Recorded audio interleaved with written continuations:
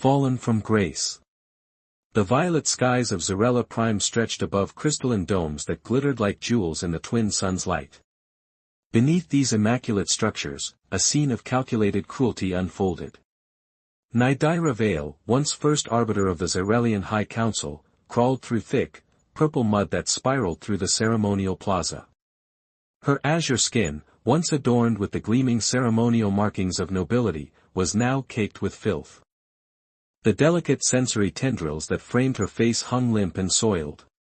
Blood, a deep indigo, seeped from her wrists where ornate shackles cut into her flesh.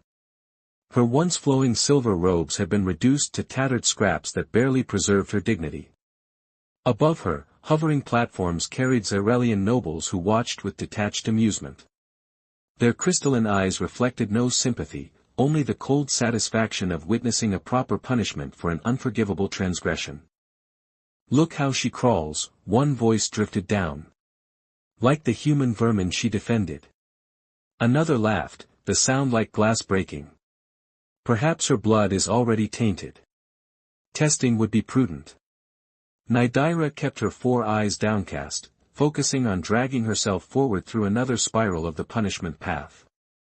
3 days ago, she had presided over interplanetary trade negotiations.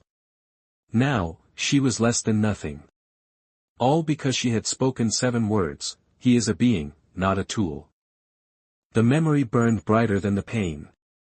A human worker, Davin, had collapsed during the reception for Earth's ambassadors. Exhaustion, dehydration, both easily preventable if the humans had been treated as more than convenient machinery. When Overseer Krull had moved to punish the man for disrupting proceedings, Nydaira had intervened. She'd expected reprimand. Perhaps demotion. Not this ritual destruction of everything she was. The mud grew thicker as she approached the innermost spiral. Her strength was failing. Nydaira's arms trembled, then gave way entirely.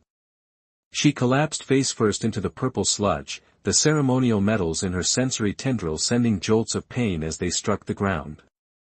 Laughter rippled through the air. A group of young nobles tilted their hovering platform lower for a better view. "Should we help her up?" one asked with mock concern. "With what?" "A plasma rod," another replied, and their laughter intensified. Nydaira tried to rise again. Failed. Her body had reached its limit after 3 days of this ceremonial degradation. The punishment wasn't supposed to be fatal, merely absolute in its humiliation, but her body was shutting down from exhaustion and exposure. "Just die already," a voice called. "At least then you'll fertilize something useful." The ceremonial guards stood impassive at the perimeter. Their job was to ensure she completed the spiral path, not to ensure she survived it.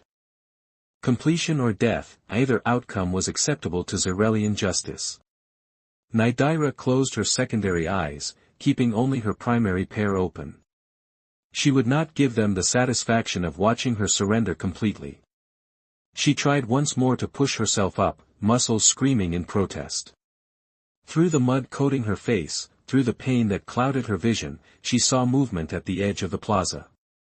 Not the usual detached floating of the nobles, but something grounded, purposeful. A figure that walked where Zarelians glided, that moved with intention where they drifted. A human. He stood at the workers' entrance to the biodomes, his posture suggesting he had emerged only by accident. Tall for his species, with skin the color of the earth they tended and hair cut close to his scalp. His eyes met hers across the distance, and unlike the crystalline gaze of the Zarelians, his held something she hadn't seen in days. Recognition. Not of her status, that was gone, but of her pain. The human worker glanced up at the hovering nobles, then back to her. Nydaira expected him to retreat. Any sensible human would. Instead, he stepped forward, crossing the boundary that separated worker spaces from ceremonial grounds. "What is that worker doing?" a noble called out. "Security should remove it immediately." But the human moved quickly, his steps sure despite the sacred ground he violated. He reached Nydaira before the guards could intercept him, kneeling beside her in the mud without hesitation. Don't, she whispered, her voice raw from days without water. They'll punish you too. They already have, he answered simply. His voice was deep, resonant in a way Xyrelian voices never were. He removed his worker's jacket, thick, utilitarian fabric stained with soil and nutrients, and draped it over her shoulders. The plaza fell silent. This violation of protocol was unprecedented. A human, touching a fallen noble. Even a disgraced one. The very concept was anathema. The human didn't speak again. Instead, he slid one arm beneath her shoulders and helped her rise to her knees, then to her feet. The jacket covered the worst of her tattered clothing, providing a dignity she hadn't expected to feel again. His support was steady, unassuming. Why? She asked, barely audible. He studied her face with eyes the color of fertile soil. Because it matters how we fall. And how we rise. Together, they turned away from the central spiral, moving toward the edge of the plaza. The guards, momentarily stunned by the audacity of the human's intervention, now moved to intercept them. Halt! The command echoed across the space. The punishment is not complete. The human didn't slow. It is now, he said, not looking back. Nidira felt something stir within her, not strength, not yet, but the memory of it. The nobles' indignant cries faded as they left the plaza, moving toward the service corridors of the biodomes. I'm Torin, the human said as they walked. Hydroponic systems specialist. Nidira, she replied, omitting the titles and house designations that no longer belonged to her. Former, everything. His arm remained steady around her waist. Good, he said with unexpected gentleness. Then we can begin with nothing. It's fertile ground. As they disappeared into the shadows of the biodome access corridor, Nidira realized she was stepping into a world she'd never truly seen before, the world beneath Xyrelian society, where humans and other species created the foundation that the crystal spires rose from. A world where, perhaps, she might find a way to be something new. Behind them, the punishment spiral remained unfinished, its ritual meaning disrupted by one human's simple act of kindness. The gardener's hand. The biodome access corridor smelled of damp earth and filtered air, a stark contrast to the sterile perfection of Xyrelian main chambers. Torin guided Nidira through narrow service passages that wound beneath the grand architecture like veins beneath skin. The walls here weren't polished crystal but practical metal, scarred with use and age. Where are you taking me? Nidira asked, her voice still raw. Her legs trembled with each step, the days of crawling having left her muscles weak and joints inflamed. Sector 8, Torin replied. The Forgotten Gardens. He supported her weight effortlessly, his movements measured to match her faltering pace. The corridor widened as they descended deeper into the biodome complex, the ambient temperature rising with each level they passed. Nobody comes here anymore, he explained. Old hydroponic systems. Obsolete designs. They built newer ones a decade ago, but never decommissioned these. Nidira's secondary eyes blinked slowly, adjusting to the changing light. Her species had evolved with 4 eyes, 2 primary for detail and color, 2 secondary for peripheral vision and low light conditions. Now all 4 struggled to focus through exhaustion. They'll search for me, she whispered. A fallen noble is still tracked. Protocol demands it. Torin's expression remained calm. They track biometrics through the main systems. Down here, the scanners are offline. Have been for years. The passage ended at a massive circular door, its control panel dim with disuse. Torin pressed his palm against it, and to Nidira's surprise, it hummed to life, glowing with faint green light. You've bypassed security, she observed, her administrative training automatically noting the violation. I've maintained it, he corrected. Different thing entirely. The door slid open with a groan of neglected mechanics, releasing a wave of warm, humid air. Beyond lay a vast chamber domed with panels of weathered glass. Unlike the pristine, carefully curated gardens of the upper levels, this space teemed with seemingly chaotic growth. Vines with phosphorescent blue leaves crawled up support columns. Fungi in shades of amber and violet formed concentric rings across the floor. Overhead, the glass dome was partially obscured by climbing plants, filtering the light into a dappled pattern. "Welcome to my workshop," Torin said, guiding her inside. "This is..." Nidira struggled to find words, her translator implant searching for terms that didn't exist in Xyrelian language. "Unstructured." Torin almost smiled. "That's one word for it. Humans would say, wild. Or maybe, free." He led her to a small alcove where a makeshift living space had been created. A cot with simple bedding, containers of water, some basic provisions. Practical, minimal, but with touches of care, a small container held vibrant flowers, and a handwoven blanket lay folded at the foot of the cot. "You live here," she realized. Not a question. "Yes. Officially, I'm housed in Worker Quarter Delta. In reality, I come here after shifts." He helped her sit on the cot. Sector 8 was scheduled for decommissioning. "I convinced the supervisors it needed regular maintenance to prevent system collapse. They don't check what kind of maintenance I do." Nidira sank onto the cot, her body finally surrendering to exhaustion. The relative softness felt alien after days on hard ground. Her tendrils, sensitive environmental receptors that framed her face, trembled slightly as they detected the complex array of organic compounds in the air. "Why help me?" she asked again, needing to understand. Torin moved to a small basin, filling it with water from a recycler unit. He returned and knelt before her, offering a clean cloth and the water. "3 cycles ago, you presided over a water rights negotiation for the human agricultural settlements on the outer moons," he said quietly. "When Overseer Gerald argued that humans required less water than Xyrelians due to our inferior biology, you demanded empirical evidence. When none was provided, you allocated equal resources." Nidira took the cloth with trembling hands. "You remember this? 17 human settlements continued to exist because of that decision. My sister's family lives on Xyrella 4. They would have been evacuated otherwise." He stood. "I remember those who see us as more than tools." She dipped the cloth in water, hesitating before bringing it to her face. The sensation of cleanliness felt almost painful after days of degradation.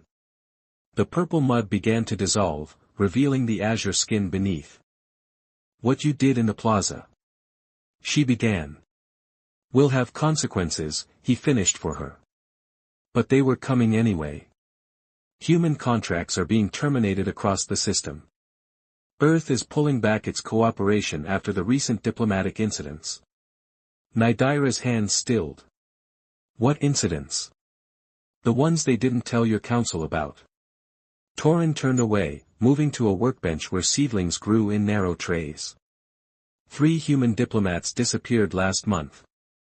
Earth believes they were detained for discovering information about Xyrelian expansion plans in the Proxima sector. The weight of this revelation pressed against her chest. As first arbiter, she should have been informed of any diplomatic tensions. The fact that she wasn't suggested something far worse than her personal disgrace, it suggested systemic corruption at levels even she hadn't been privy to. "I was a fool," she whispered, more to herself than to him. Torin looked over his shoulder.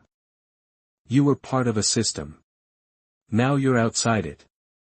Different perspective." He returned with a container of what appeared to be a paste of purple leaves. "This will help with the inflammation." The shackles cut deep. Nidira extended her wrists, where the ceremonial restraints had left raw, indigo-bleeding wounds. Torin applied the paste with careful fingers, his touch clinical but gentle. "Tomorrow will be difficult," he said. "Your body will register the trauma fully once the shock subsides." "And what then?" she asked.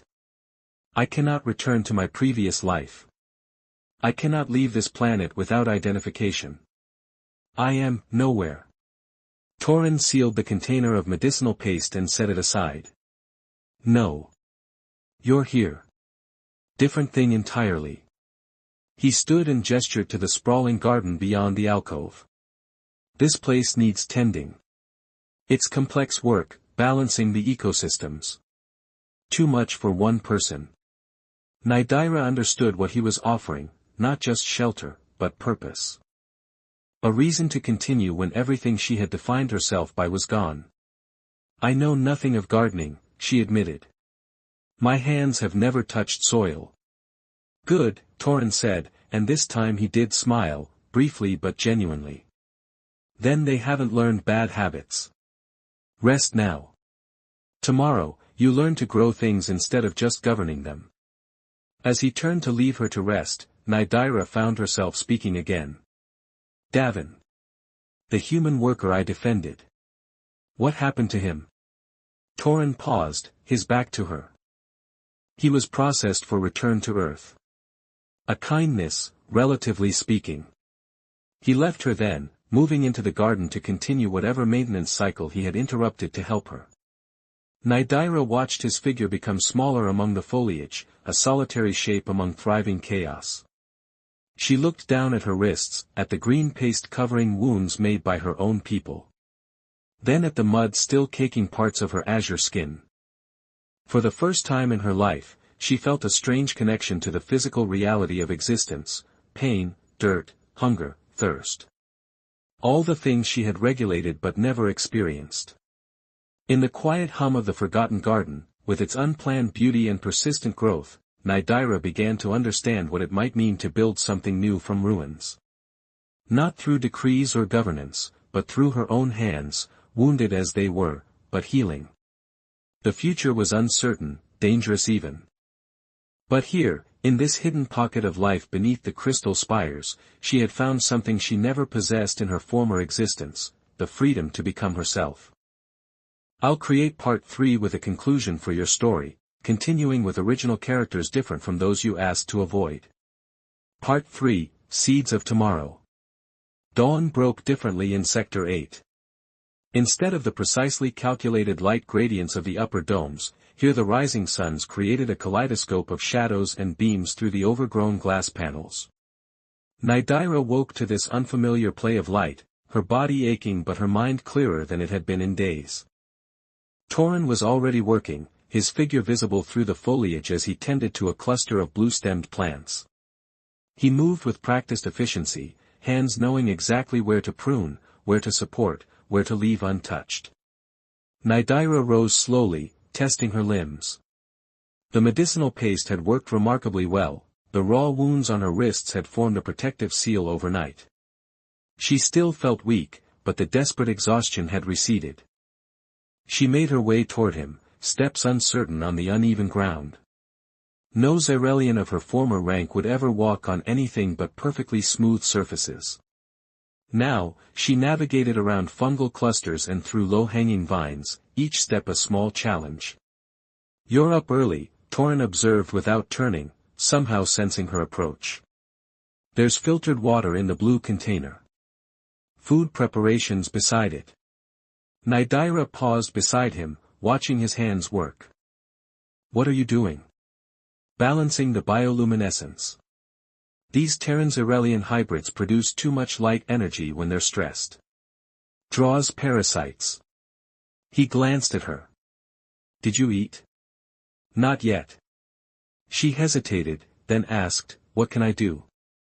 Torin straightened, studying her with that direct human gaze that still unsettled her. No Xyrelian would maintain eye contact so consistently. Can your hands get dirty? He asked simply. Nydaira looked down at her four-fingered hands with their iridescent nails, once regularly treated with oils and polishes befitting her station. Now they were already stained with remnants of the punishment mud, cracked at the edges, the delicate sensory pads on her fingertips dulled. I believe they already are, she replied. Torin's expression softened momentarily. Good answer. He gestured toward a patch of soil where small seedlings struggled upward. Those need thinning. Too crowded. The stronger ones need space to grow. He demonstrated with careful precision, showing her how to identify which plantlings to remove, how to hold the soil firm while extracting them without disturbing the roots of those meant to thrive. His hands moved with certainty born of years of practice. "Try," he said, moving aside. Nidira knelt before the seedlings, their delicate stems swaying slightly in the circulation currents. She tried to mimic his movements, but her first attempt was too harsh. The seedling came up with a spray of soil, roots torn. "I've killed it," she said, dismayed. "Yes," Torin agreed, matter of fact. "Now try again, more gently." Her second attempt was better, the third better still. By the 10th seedling, she had developed a feel for the resistance of the soil, the fragility of the stems. "There is an irony here," she said after a while, not looking up from her work. "On the council, I signed production orders that affected millions of lives. The fate of entire colonies determined with a gesture. Yet I never once felt the weight of a single life as I do this seedling." Torin continued working nearby, giving her space to think aloud. "Everything was abstraction," she continued. "Resources. Production units. Even when I advocated for fair treatment of humans, it was through statistics and projections. Not." She gestured at the earth beneath her fingers, "this. Direct. Real. That's how systems maintain themselves," Torin replied.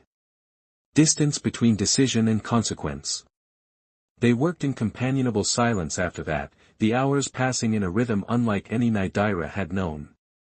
There were no chimes marking official periods, no ceremonial transitions between activities.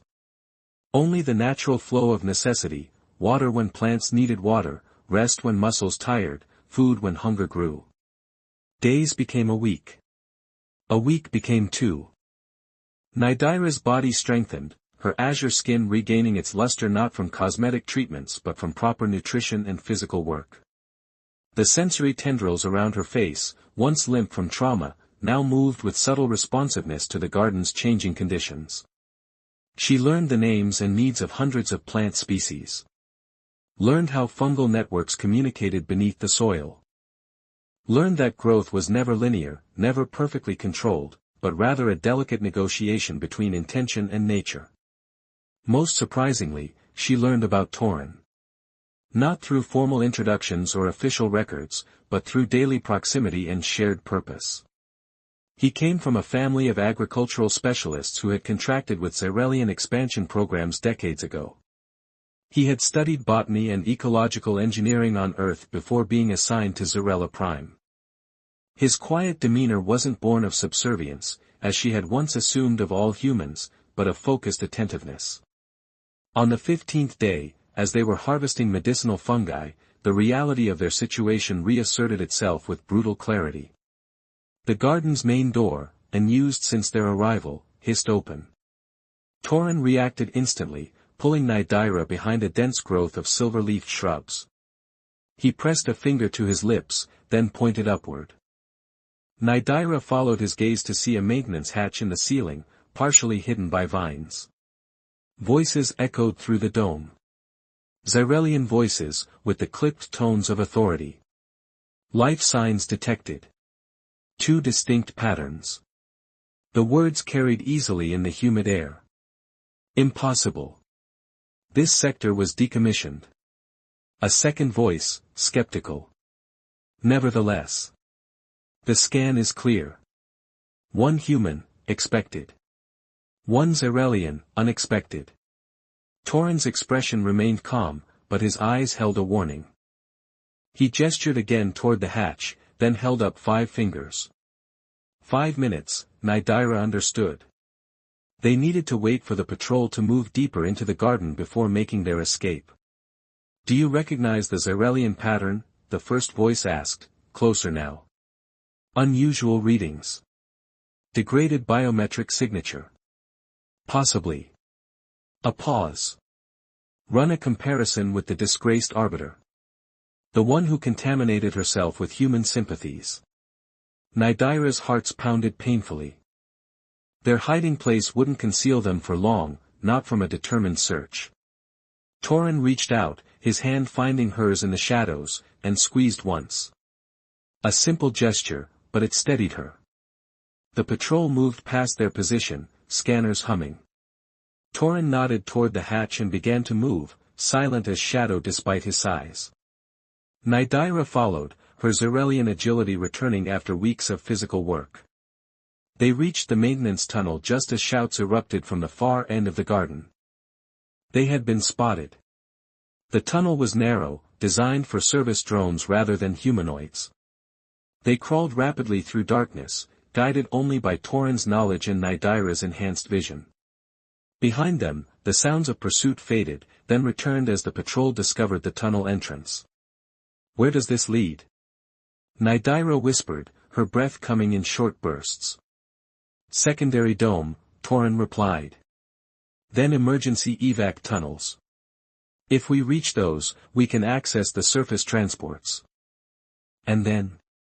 He didn't answer immediately, focused on navigating a junction in the tunnel. "Finally," he said, "I have contacts. Other humans who've been preparing for evacuation since the diplomatic breakdown began." They emerged into another dome, smaller than their garden sanctuary but similarly overgrown. Torin led her through it at a run, toward a heavily sealed door marked with faded emergency symbols. The evacuation protocols, Nidira realized as they reached it. These tunnels lead to emergency launch facilities. For council members only. Torin worked on the access panel, his fingers flying over controls that hadn't been used in decades. Exactly. Designed to get your leaders off-world if something catastrophic happened. Only highest-level authorization would activate them, she said.